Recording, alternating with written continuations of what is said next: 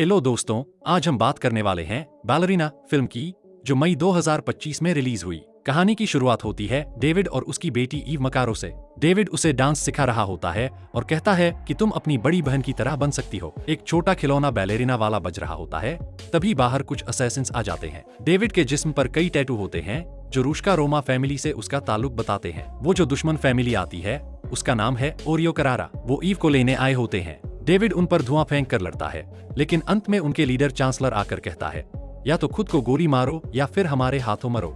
David अपनी बेटी को छुपा देता है, लेकिन जब ईव अपने बाप की जान खतरे में देखती है, वो चिल्ला उठती है और दुश्मन उसे ढूंढ लेते हैं। डेविड कुछ को मारकर ईव को बचा लेता है, लेकिन खुद बुरी तरह घायल हो जाता है। अगले दिन की सीन में पुलिस स्टेशन में केस चल रहा होता है। वहीं आता है विंस्टन, जो न्यूयॉर्क कॉन्टिनेंटल का हेड होता है। वो ईव को एक नई जिंदगी चुनने की बात करता है, एक रास्ता सही, दूसरा आसान। ईव उसका हाथ पकड़ लेती है और शुरू होती है उसकी ट्रेनिंग। ईव मिलती है नॉबी से, जो रूशका रोमा का ट्रेंड किलर होता है, और फिर वो मिलती है डायरेक्टर से, जिसे हमने जॉन विक 3 में देखा था। डायरेक्टर पूछती है, बाप का बदला लोगी? और ईव कहती है, हाँ। विंस्टन उसे एक गोल्डन कॉइन देता है, जो इस यूनिवर्स में बहुत अहम होता है।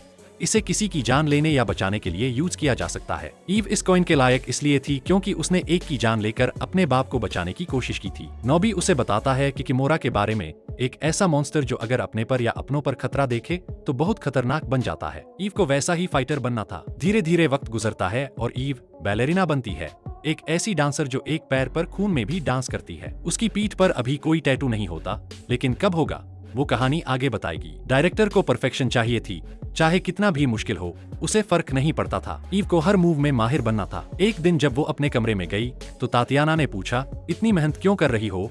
ईव ने जवाब दिया, तू बेस्ट डांसर है, लेकिन मुझे हर कैटेगरी में पहला आना है। हर मुश्किल मुझे मजबूत बनाएगी। इसके बाद उसकी शूटिंग, बॉक्सिंग और रेसलिंग की ट्रेनिंग शुरू हो गई। उसे एक इम्पोस्टर यानी छुपा हुआ फाइटर भी बनाया गया। वक्त के साथ वो बहुत स्ट्रॉन्ग हो गई और फिर उसे उसका पहला असली मिशन मिला। मकसद था सामने बैठी लेडी को मारना, जो खुद भी एक बुगीमैन किलर थी। टेबल पर एक अनअसेंबल गन रखी थी। ईव ने उसे जल्दी असेंबल किया और काम तमाम कर दिया। अब उसे अगला बड़ा प्रोजेक्ट दिया गया, अमीर लोगों की हिफाजत करना। एक चीनी लड़की की सुरक्षा करनी थी जिसे कुछ गुंडे तंग कर रहे थे। ईव क्लब पहुंची, बेहद खूबसूरत लग रही थी, लेकिन साथ ही स्मार्ट भी। जब गुंडे लड़की से बदतमीजी करने लगे, ईव ने जबरदस्त फाइट की और सबको धो डाला। अब वो और ताकतवर बनती जा रही थी। हर मिशन के बाद उसके अकाउंट में पैसे ट्रांसफर हो रहे थे। एक दिन किसी अनजान ने उसकी गाड़ी टक्कर मारी। बदला लेने के लिए ईव ने उन्हें मारा, लेकिन जब उसने एक आदमी के हाथ पर क्रॉस का निशान देखा तो उसे याद आया, ये वही निशान था उन लोगों का जो उसके बाप की मौत में शामिल थे। तस्दीक करने के लिए वो उस शख्स का हाथ काटकर डायरेक्टर के पास ले गई।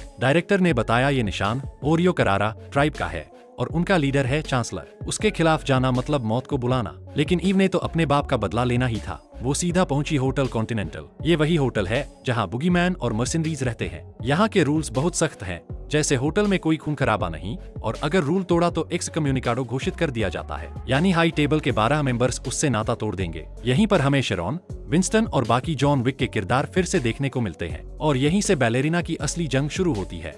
अगर आपने जॉन विक की पिछली फिल्में नहीं देखी हैं, तो पहले वो जरूर देखिए या मेरे पुराने वीडियो देखिए, सब समझ आएगा। अब असली कहानी पर आते हैं। विंस्टन ईव को एक इशारा देता है कि असली दुश्मन कौन है। जैसे ही ये बात फैलती है, ईव यानी बैलेरिना के सिर पर इनाम रख दिया जाता है, मतलब जो उसे मारेगा उसे पैसा मिलेगा। बैलेरिना होटल कॉन्टिनेंटल पहुंचती है, जहां उसे एक आदमी मिलता है जिसके हाथ पर क्रॉस का निशान होता है। मगर जैसे ही वो उससे कुछ पूछने जाती है, बाकी लड़ाके उन पर हमला कर देते हैं। ईव उस आदमी की बच्ची को बचाने की पूरी कोशिश करती है। उस बच्ची के बाप डैनियल ईव पर भरोसा करता है और कहता है कि अगर मेरी बेटी बच गई तो मैं हमेशा शुक्रगुजार रहूंगा। फिर एक और जबरदस्त लड़ाई होती है, मगर दुश्मन उस बच्ची को लेकर चले जाते हैं। ईव को लगता है कि जैसे मेरे साथ हुआ वैसा मैं किसी और के साथ नहीं होने दूंगी। वो एक गन शॉप जाती है और हथियार लेती है ताकि अपने दुश्मनों से लड़ सके, लेकिन तभी दुश्मनों का हमला हो जाता है। अब बैलेरिना के पास कोई बंदूक नहीं थी, बस कुछ ग्रेनेड्स थे जो वो चालाकी से दूसरों की जेबों और कंधों में रख देती है। जबरदस्त एक्शन सीन चलता है, सब कुछ ग्राफिक्स और वीएफएक्स से भरा होता है, मगर नजरें सब पहचान लेती हैं। शॉप वाला जो बहुत नुकसान झेल चुका था, चांसलर की लोकेशन बैलेरिना को बता देता है। अब बैलेरिना नॉर्वे पहुंचती है, जहां पूरा इलाका ही दुश्मनों से भरा होता है। हर जगह लड़ाई, रेस्टोरेंट, छत, गलियां, हर कोना जंग का मैदान बन जाता है। धीरे धीरे चांसलर के बहुत से लोग मारे जाते हैं, जिससे वो गुस्से से भर उठता है। यहाँ एक सरदार जी की एंट्री होती है जो पुराने रिवायती कबीले का हिस्सा होते हैं और चांसलर के लिए काम करते हैं। ईव ने उनकी बहुत सी ताकत को खत्म कर दिया होता है। इस वजह से चांसलर डायरेक्टर को धमकी देता है कि या तो अपनी लड़की को वापस बुलाओ या हम तुम्हारे पूरे खानदान को मिटा देंगे। डायरेक्टर कहता है, मैं ऐसा शख्स भेज रहा हूँ जो रात 12 बजे से पहले सब खत्म कर देगा। अब कहानी का असली मोड़ आता है।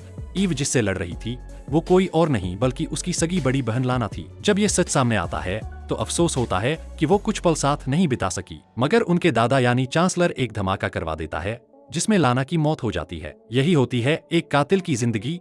दूसरों के लिए जीते हैं और जब अपनी बारी आती है तो जिंदगी छिन जाती है। मगर ईव अब ठान लेती है कि एला को वो किसी भी हाल में बचाएगी। अब शाम का वक्त होता है और बैलेरिना का सामना होने जा रहा है उस शख्स से जिसे दुनिया बाबा यगा के नाम से जानती है। अब कहानी में आता है बाबा यगा, खुद जॉन विक। ये फाइट बहुत ही दमदार थी जिसमें कियानू रीव्स यानी जॉन विक का सामना होता है ईव मकरो से। लड़ाई में जॉन विक कई बार उसे हरा सकता था, कभी बंदूक उसकी तरफ, कभी चाकू और एक बार तो उसकी हड्डियां तक तोड़ देता है, लेकिन फिर भी वो उसे चोट नहीं पहुंचाता। बार बार कहता है, जाओ यहाँ से वरना मारना पड़ेगा। तब ईव उसे सच बता देती है कि चांसलर ने बचपन में उसके वालिद को मार दिया था और अब वो बदला लेगी ताकि किसी और लड़की की जिंदगी तबाह न हो। ये सुनकर जॉन विक उसका साथ देने को तैयार हो जाता है। अब ईव निकलती है बमों के साथ चांसलर को खत्म करने। वहीं दूसरी तरफ से चांसलर अपना सबसे बड़ा बॉडीगार्ड डैक्स भेजता है। दोनों के पास खतरनाक हथियार होते हैं।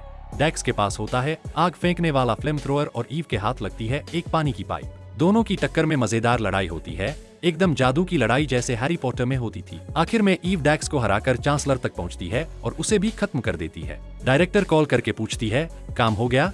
जॉन विक जवाब देता है, हाँ हो गया। लेकिन चांसलर की मौत के बाद अब उसकी पूरी ऑर्गेनाइजेशन रुक्सरोमा पर हमला कर सकती है और अब उनका अगला निशाना ईव होगी। आखिरी में दिखाया जाता है कि एला को उसका बाप मिल जाता है और विंस्टन, जो हमेशा जॉन विक की मदद करता रहा, अब ईव को अपने होटल में रहने देता है। मगर अब उसके सिर पर 7 मिलियन यूरो का इनाम लग चुका है। अब ये देखना होगा कि ईव कैसे बचेगी। शायद यहीं से कहानी वहीं जुड़ती है जहां पहले जॉन विक की कहानी शुरू हुई थी, जब उसे भी सबने घेर लिया था। अब ईव को बचाने के लिए जॉन विक ने दुश्मनी मोड़ ली और इसी वजह से ओरियो वालों ने जॉन विक की भी हालत खराब कर दी थी। फिर कहानी वहीं से आगे बढ़ेगी जैसे चैप्टर 1, 2, 3 और 4 में हुआ। अब थोड़ा पुरानी फिल्मों से जुड़े कुछ रेफरेंस की बात कर लेते हैं। ब्लड ओथ यानी खून का वादा।